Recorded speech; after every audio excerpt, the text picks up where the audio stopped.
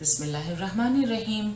اللہ کی ذات پاک کا بہت بہت شکر ہے جس کی عزت اور عظمت کے صدقے میں اچھے اور نیک کام پورے ہوتے ہیں۔ السلام علیکم۔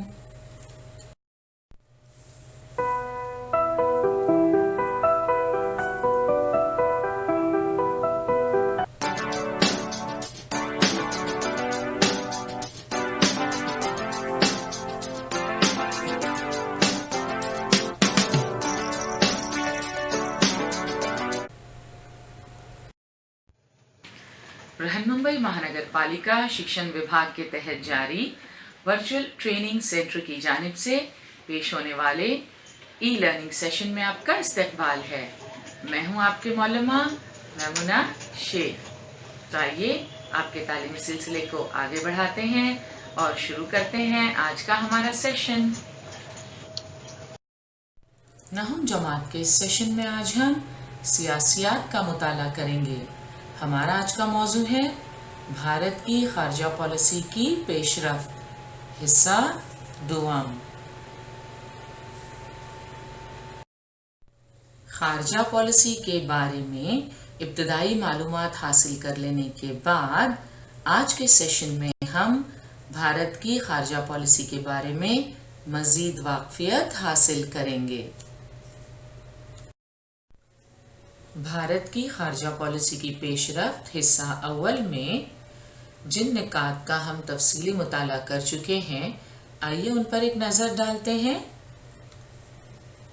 खारजा पॉलिसी, मफ़हूम और अहमियत, कौमी मफाद और खारजा पॉलिसी मुतय्यन करने वाले अवामिल और भारत की खारजा पॉलिसी के मुतालिक कुछ बुनियादी बातें भी हम जान चुके हैं। भारत की खारजा पॉलिसी की पेशरफ्त हिस्सा दोम में आज के इस सेशन में जिन बातों का हम मुताला करेंगे उन पर भी एक नज़र डालते हैं। सबसे पहले भारत की खारजा पॉलिसी के मकासद, भारत की खारजा पॉलिसी का जायज़ा। इसमें हम इब्तदाई मरहला, पहला मरहला और दूसरा मरहला तफसील से समझेंगे।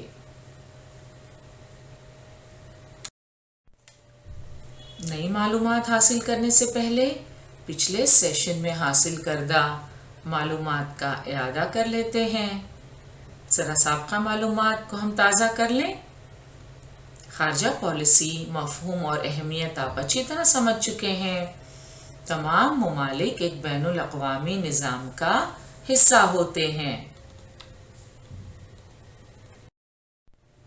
हर मुल्क अपने तौर पर यह फैसला करता है कि उसे किस मुल्क से दोस्ती करना चाहिए, किस ग्रोह में शामिल होना चाहिए या बैनुल अक़वामी सियासत में क्या किरदार अदा करना है।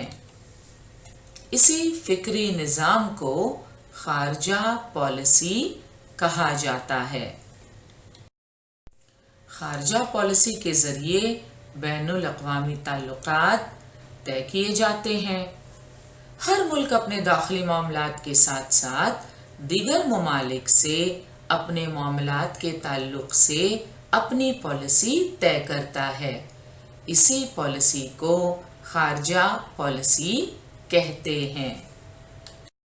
खारजा पॉलिसी मुतय्यन करने वाले अवामिल के मुतालिक भी आप अच्छी तरह जान चुके हैं। मुल्क का जोग्राफियाई महल वक़ू, सियासी निज़ाम, मईशत, सियासी क़यादत और इंतज़ामी अवामिल, ये खारजा पॉलिसी मुतय्यन करने वाले अवामिल हैं। आज के इस सेशन में हम भारत की खारजा पॉलिसी का तफसीली मुताला करेंगे।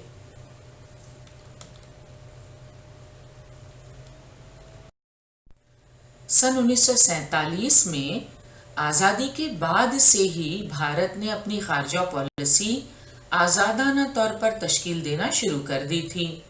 بھارت کے دستور میں رہنما اصولوں کے تحت ملک کی خارجہ پالیسی کے تعین سے متعلق شقیں موجود ہیں۔ رہنما اصولوں کے بارے میں آپ ہفتم جماعت میں تفصیل سے پڑھ چکے ہیں۔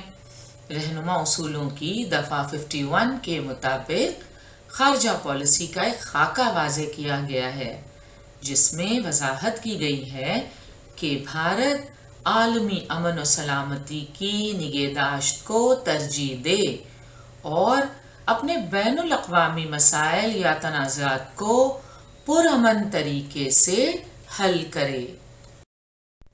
بھارت کے دستور کی دفعہ 51 میں جن باتوں کی وضاحت کی گئی ہے وہ کچھ اس طرح ہیں: بین الاقوامی امن و سلامتی کا قیام، ملکوں کے مابین منصفانہ اور باوقار تعلقات قائم کرنا، بین الاقوامی معاملات میں بین الاقوامی قوانین اور معاہدوں کا احترام کرنا، ٹریبیونل یعنی ثالث کی مدد سے بین الاقوامی تنازعات کو پرامن طریقے سے حل کرنا۔ تو دیکھا آپ نے، دیگر ممالک سے دوستانہ تعلقات اور بین الاقوامی قوانین کا احترام بھی ہماری خارجہ پالیسی کے مقاصد کا حصہ ہے۔ بھارت کی اب تک کی خارجہ پالیسیاں اسی خاکے کے تحت تیار کی گئی ہیں۔ اگر خارجہ پالیسی میں وقت اور حالات کے مطابق تبدیلی ہوتی ہے، تب بھی کچھ ممالک کی خارجہ پالیسی بنیادی قدروں پر مبنی ہوتی ہے۔ مثلاً بھارت کی خارجہ پالیسی عالمی امن، انسانی حقوق اور سلامتی کی قدروں پر مبنی ہے۔ تو بھارت کی خارجہ پالیسی کی بنیادی قدریں ہیں عالمی امن، انسانی حقوق اور سلامتی۔ آئیے بھارت کی خارجہ پالیسی کے مقاصد کو سمجھنے کی کوشش کرتے ہیں۔ بھارت کی خارجہ پالیسی کے مقاصد میں سب سے پہلے پڑوسی ممالک اور دیگر ممالک کے ساتھ دوستانہ تعلقات برقرار رکھتے ہوئے اپنے ملک کی سلامتی پر آنچ نہ آنے دینا، ملک کی جغرافیائی سرحد کی حفاظت سے سمجھوتا نہ کرنا۔ ہم پڑھ چکے ہیں کہ اپنے ملک کی آزادی، مقتدر حیثیت اور سالمیت کی حفاظت کرنا یعنی دفاع اعلیٰ ترین قومی مفاد ہوتا ہے، اور اس سے کسی بھی حالت میں ہمیں کمپرومائز نہیں کرنا، سمجھوتا نہیں کرنا، اور ساتھ ہی ساتھ جو پڑوسی ممالک ہیں اور جو دیگر ممالک ہیں ان کے ساتھ دوستانہ تعلقات کو برقرار رکھنا ہے۔ تو یہ ہیں بھارت کے پڑوسی ممالک۔ ان میں آپ دیکھ سکتے ہیں پاکستان، نیپال، چین، بھوٹان، بنگلہ دیش، سری لنکا، یہ سارے ہمارے پڑوسی ممالک ہیں، اور بھارت کی یہ کوشش رہتی ہے کہ ہمارے تعلقات ان پڑوسی ممالک سے اور دیگر ممالک سے بھی برقرار رہیں، دوستانہ تعلقات برقرار رکھتے ہوئے اپنے ملک کی سلامتی پر ہم آنچ نہ آنے دیں۔ ملک کی جغرافیائی سرحد کی حفاظت سے کسی بھی حالت میں سمجھوتا نہ کرنا بھارت کی خارجہ پالیسی کا اہم مقصد ہے۔ بھارت کی خارجہ پالیسی کا دوسرا مقصد ہے بھارت کے اتحاد اور سالمیت کی حفاظت کرنا۔ ہم سبھی جانتے ہیں کہ یونٹی ان ڈائیورسٹی ہمارے ملک کی خصوصیت ہے۔ دنیا کے کسی ملک میں اتنی ڈائیورسٹی ہمیں نظر نہیں آتی جتنی ہمیں بھارت میں دکھائی دیتی ہے۔ مختلف مذاہب کے ماننے والے یہاں رہتے ہیں، مختلف زبانیں بولنے والے لوگ ہیں، ان کے رسم و رواج الگ ہیں۔ آپ دیکھ سکتے ہیں مختلف ریاستوں میں آب و ہوا کے مطابق لوگوں کا پہناوا مختلف ہے، الگ الگ تہوار منائے جاتے ہیں. تو اتنی ساری جو ڈائیورسٹی ہے، اس کے باوجود ہم سب ایک ہیں، ہم سب بھارتیہ ہیں. تو یہ اتحاد ہے، یہ دراصل ہماری طاقت ہے. اور بھارت کی خارجہ پالیسی کے مقاصد میں یہ اہم بات شامل ہے کہ بھارت کا یہ اتحاد قائم رہے. بھارت کے اس اتحاد اور سالمیت کی حفاظت کرنا بھارت کی خارجہ پالیسی کے مقاصد میں ایک اہم مقصد ہے. اس کے بعد دوسرے ممالک میں رہنے والے بھارتیوں کے مفادات کی حفاظت کرنا. یہ ذمہ داری متعلقہ ملک میں بھارت کا سفارت خانہ انجام دیتا ہے. سفارت خانہ جسے ہم ایمبیسی کہتے ہیں. تو مختلف وجوہات کی بنا پر کچھ بھارتیہ دنیا کے دیگر ممالک میں آباد ہیں، روزگار کی تلاش میں گئے ہوئے لوگ ہیں، کچھ تعلیم کے سلسلے میں دیگر ممالک میں بسے ہوئے ہیں، کچھ علاج معالجے کی غرض سے باہر جاتے ہیں، اور کچھ سیر و تفریح کے لیے ہی چلے جاتے ہیں. تو اگر دوسرے ملک میں کسی بھارتی کو کوئی پریشانی ہو یا کوئی مشکل ہو تو وہ وہاں موجود بھارت کا جو سفارت خانہ ہے ان سے رجوع کر سکتا ہے، اور ہماری ایمبیسی جو ہے انڈین ایمبیسی اس ملک میں بھارتیوں کی مدد کرتی ہے. تو دوسرے ممالک میں رہنے والے بھارتیوں کے مفادات کی حفاظت کرنا، اور یہ ذمہ داری متعلقہ ملک میں بھارت کا سفارت خانہ انجام دیتا ہے. بھارت کی خارجہ پالیسی کے مقاصد میں ایک اہم مقصد ہے بھارت کی معاشی ترقی کے لیے غیر ممالک کے ساتھ معاشی اور تجارتی تعلقات قائم کرنا، تاکہ ملک معاشی طور پر مضبوط اور خوشحال بن سکے. آئیے اب ہم بھارت کی خارجہ پالیسی کا جائزہ لیتے ہیں. ہم بھارت کی خارجہ پالیسی کا جائزہ 2 مرحلوں میں لیں گے.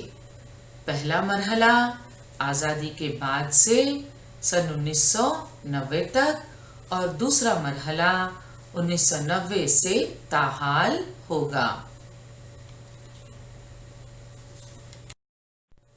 بھارت کی خارجہ پالیسی کے جائزے میں پہلے اور دوسرے مرحلے کو سمجھنے سے پہلے ابتدائی مرحلے کو سمجھنا بھی بہت ضروری ہے.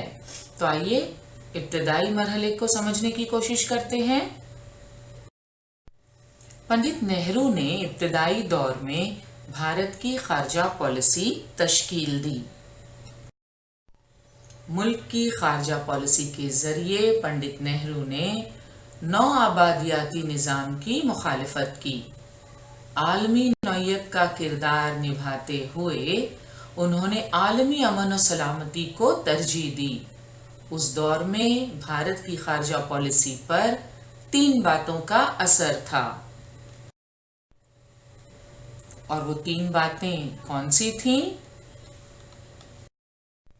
سب سے پہلی بات یہ کہ کسی بھی حکومت کے دباؤ کے بغیر تمام بین الاقوامی واقعات کے تجزیے کی کوشش اور امن قائم رکھنا ہمیشہ بھارتی خارجہ پالیسی کی اہم خصوصیت رہی ہے.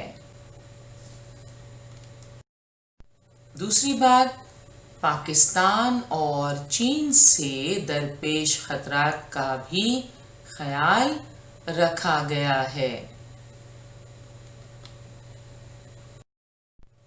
اور تیسری اہم بات، خود کفیل ہونے پر اصرار اور خود کفالت پر مبنی خارجہ پالیسی اس وقت کی خارجہ پالیسی کی خاصیت رہی ہے. انتہائی ابتدائی دور میں بھارت نے اپنی خارجہ پالیسی کے ذریعے براعظم ایشیا کے دیگر ممالک سے اپنے تعلقات میں بہتری کی کوششیں کیں.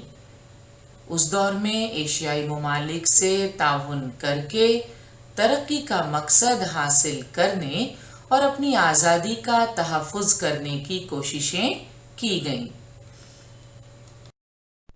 सन 1970 की दहाई में भारत की खारजा पॉलिसी में एक किस्म का इस्तेहकाम पाया जाता है। भारत जनूबी एशिया में एक मजबूत इलाकाई ताकत बनकर उभरा। सन 1974 में जौहरी जांच के जरिए जौहरी तहकीक के शोबे में भारत ने अपनी ताकत मनवा ली। The test was conducted on 18th May 1974 under the supervision of Raja Ramanna, who was then the director of India's premier nuclear research institute, Bhabha Atomic Research Center. The test was named Smiling Buddha.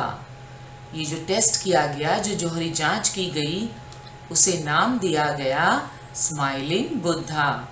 और ये नाम क्यों दिया गया? Because it was conducted on Buddha Purnima that year.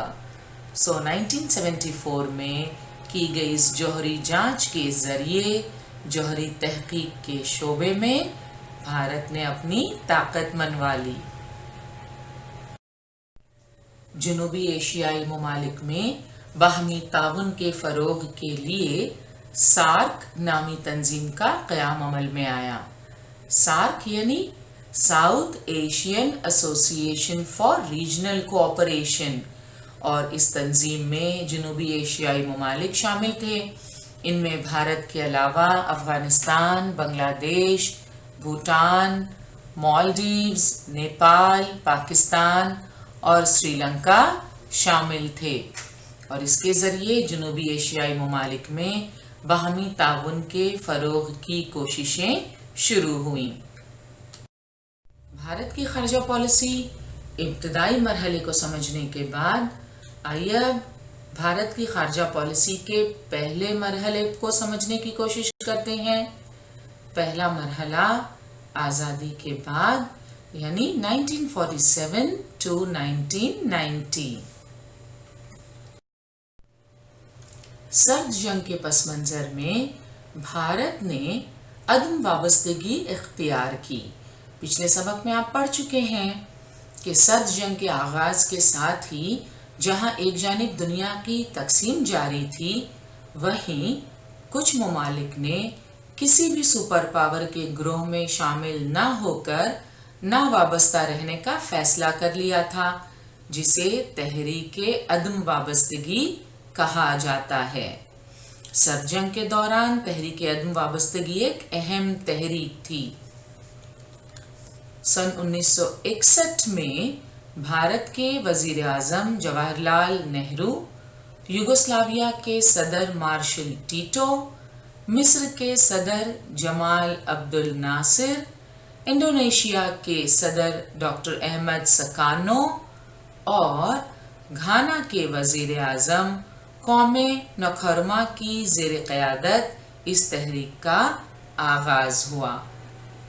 अदम वाबस्तगी की वजह से तमाम ममालिक के साथ दोस्ताना ताल्लुकात और तरक्की के लिए मुख्तलिफ ममालिक से मुनासिब ताउन हासिल करने को तरजीह दी गई थी। इस वजह से अपनी तरक्की के लिए भारत को दोनों सुपर पावर ममालिक से ताउन हासिल करना मुमकिन हो पाया। उस ज़माने में दिफाई निज़ाम को मजबूत बनाने पर जोर दिया जाता था, जिसके लिए नई टेक्नोलॉजी बरामद की गई। इस काम में सोवियत यूनियन, फ्रांस और जर्मनी ने भारत के साथ ताउन किया।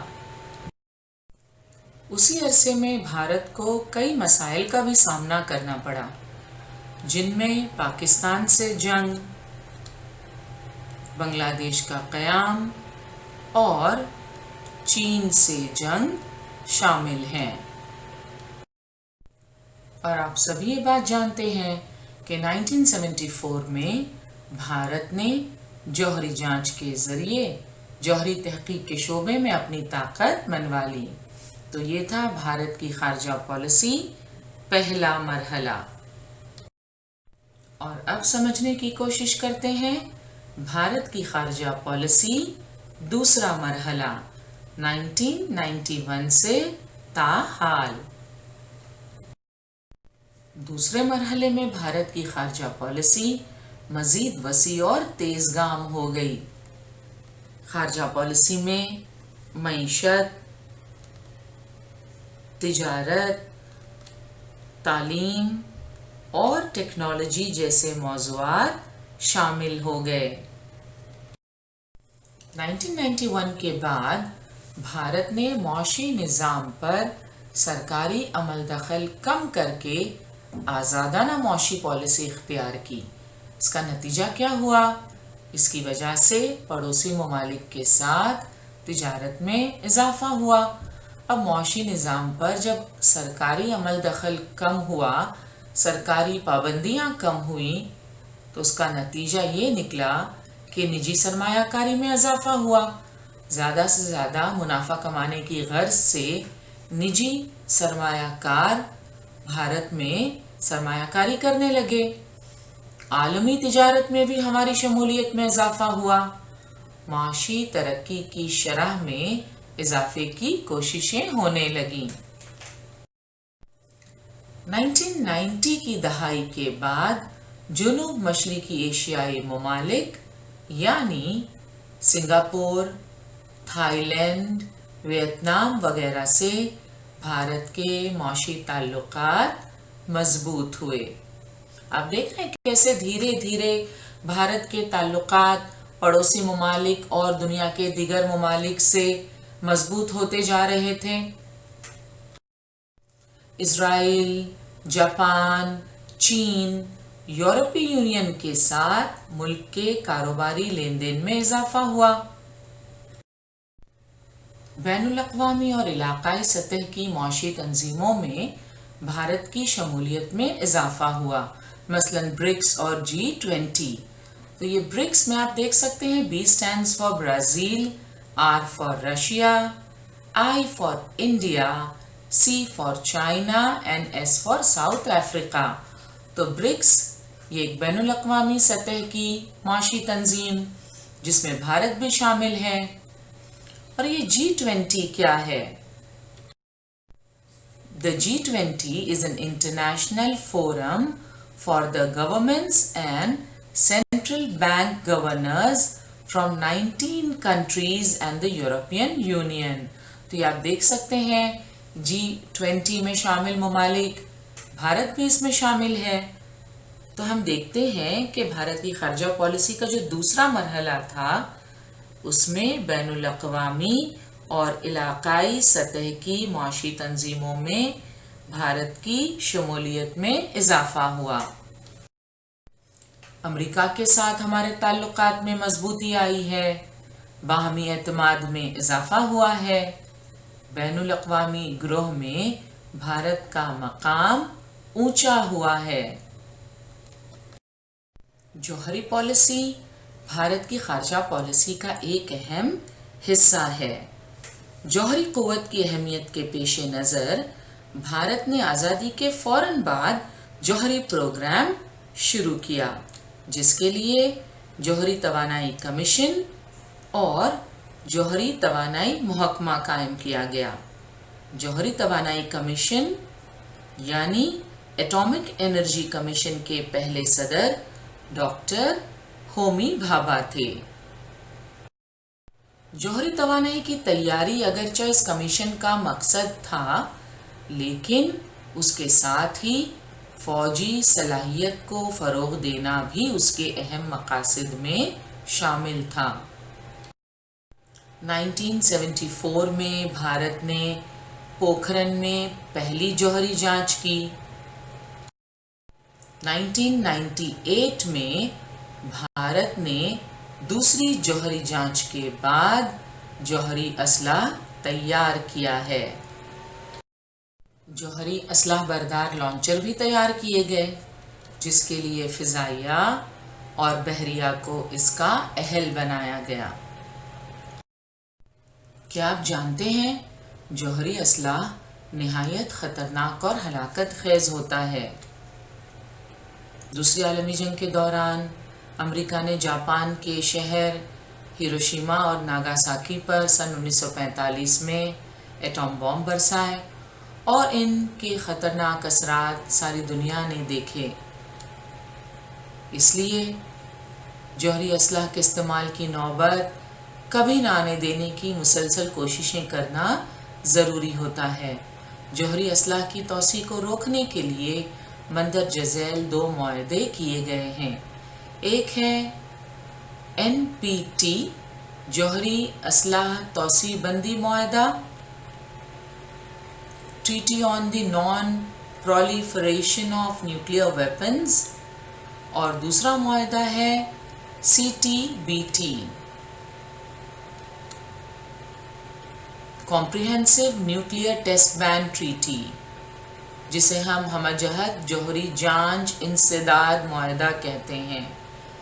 ان دونوں معاہدوں میں موجود شرائط صرف بڑے ممالک کے مفاد میں ہیں، اس لیے بھارت نے آج تک ان معاہدوں پر دستخط نہیں کیے۔ بھارت اب جوہری اسلحے سے لیس ملک ہے، لیکن ایک ذمہ دار جوہری ملک کا کردار بھی نبھا رہا ہے۔ ترک اصلاح کی مساعی کی بھارت نے ہمیشہ حمایت کی ہے۔ ترک اصلاح کی جو بھی کوششیں ہوتی ہیں، بھارت ہمیشہ ان کا حمایتی رہا ہے، کیونکہ بھارت ہمیشہ عالمی امن اور سلامتی کا خواہاں رہا ہے۔ تو یہ تھا بھارت کی خارجہ پالیسی کا جائزہ۔ امید کرتے ہیں بھارت کی خارجہ پالیسی کے مقاصد اور خارجہ پالیسی کے مختلف مراحل جو ہیں آپ انہیں اچھی طرح سمجھ گئے ہوں گے۔ لہٰذا اب نیچے دیے ہوئے سوالات کے جوابات دینا آپ کے لیے کوئی مشکل نہیں ہے۔ آپ کو ان اصطلاحات کی وضاحت کرنی ہے۔ مندرجہ ذیل اصطلاحات کی وضاحت لکھیے۔ نمبر 1 بھارت کی خارجہ پالیسی، نمبر 2 قومی مفادات اور نمبر 3 عالمی امن۔ تو امید کرتے ہیں کہ آپ ان اصطلاحات کی وضاحت کر لیں گے۔ آج کا ہمارا سیشن یہیں مکمل ہوا۔ انشاءاللہ اگلے سیشن میں ضرور ملیں گے۔ السلام علیکم۔